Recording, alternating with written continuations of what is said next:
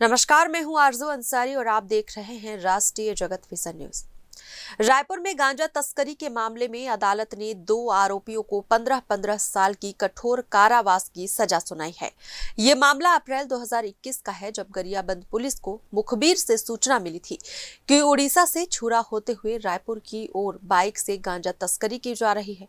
सूचना के आधार पर पुलिस ने कार्रवाई करते हुए छुरा क्षेत्र में लाल रंग की बाइक से जा रहे 2 युवकों को हिरासत में लिया था। करीब 3.5 साल तक चली सुनवाई के बाद आज एनडीपीएस स्पेशल कोर्ट के जज पंकज कुमार सिन्हा ने दोनों आरोपियों को दोषी करार देते हुए 15-15 साल कठोर कारावास की सजा सुनाई है। साथ ही अदालत ने दोनों पर 1,05,000 रुपए का जुर्माना भी लगाया है। यदि जुर्माना अदा नहीं किया गया तो दोनों को अतिरिक्त सजा भुगतनी होगी। सर, क्या मामला? ये गांजा का प्रकरण था, थाना छुरा, जिला गरियाबंद का। वहाँ पर 2 व्यक्ति उड़ीसा से छुरा होते हुए रायपुर गांजा खपाने के लिए ला रहे थे। वो उसमें एक अभियुक्त का नाम मनोज ईसाई, दूसरा का योगेश तारक।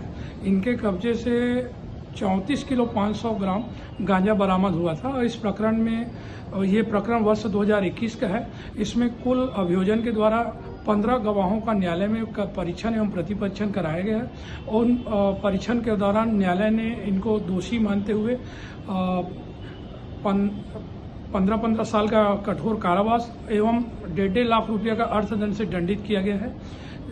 इस आरोपियों का एक उद्देश्य था कि नशा रायपुर में सप्लाई करने का एक माध्यम बना लिया था, फैलाने के लिए कि रायपुर में गांजा खपाना है, ड्रग्स खपाना है।